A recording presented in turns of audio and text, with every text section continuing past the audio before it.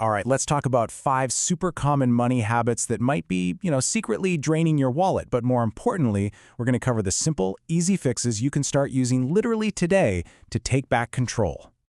And this quote right here, it really gets to the heart of it. We always think financial trouble comes from some huge, dramatic mistake. But honestly, the truth is, it's usually the slow, silent leaks, those tiny, everyday habits that do the most damage over time.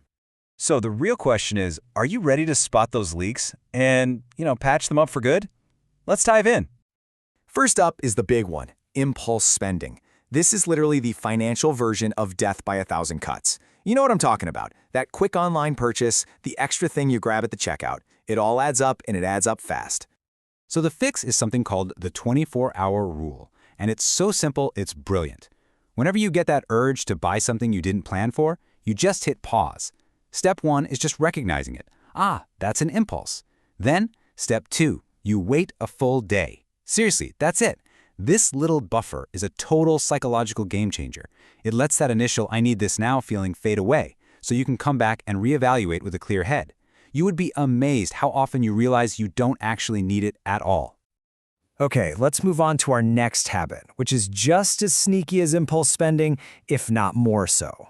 We're talking about taming that subscription overload. I mean, in our set-it-and-forget-it world, these recurring payments are one of the quietest money drains there is. And the fix for this is the monthly audit. It's so easy.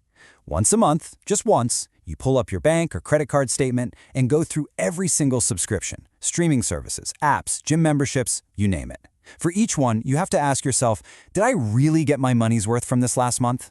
If the answer is no, or even a hesitant kinda, it's time to cancel. It's seriously like finding free money every single month.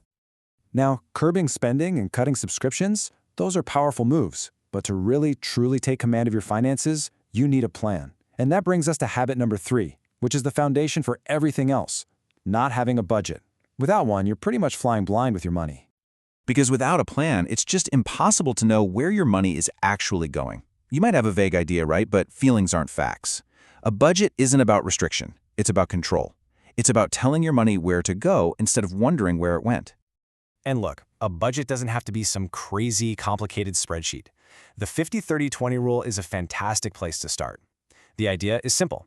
50% of your take-home pay goes to your absolute needs. We're talking rent, utilities, groceries. Then 30% is for your wants, things like going out to eat, hobbies, entertainment. And that final crucial 20%, that goes directly to your savings and paying off debt. It's just a simple, clear framework for your spending. All right, let's talk about habit number 4. This one is all about creating a financial safety net. Because, let's face it, life is unpredictable. Not having an emergency fund means that a small crisis, like a sudden car repair, can turn into a huge financial disaster. So how do you even start building one when you feel like you have absolutely nothing extra to save? Well, the starting point for this incredibly powerful habit is just $5.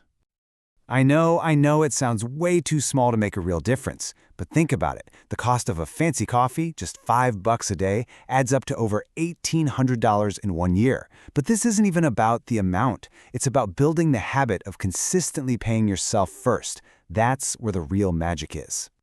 And finally, let's tackle a habit that actively works against your progress every single day: carrying high-interest debt.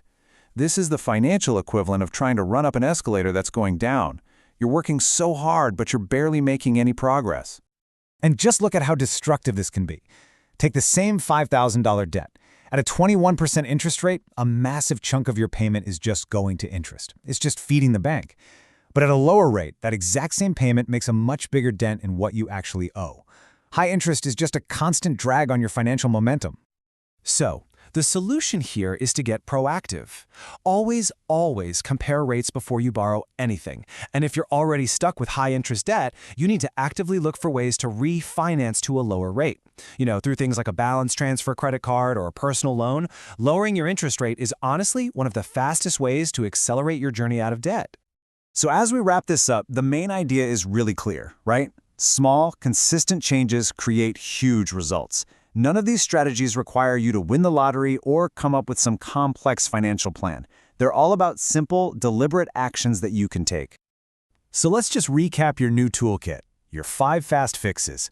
You've got the 24-hour rule to beat those impulse buys, the monthly subscription audit to cut out the waste, the 50-30-20 budget to give you clarity, the $5 a day fund to build your safety net, and rate comparison to finally escape that debt trap. And that just leaves us with one final thought. You don't need to do all of these tomorrow. The real power is just in starting. Just pick one. So the only question left is, which one of these small changes will you make today?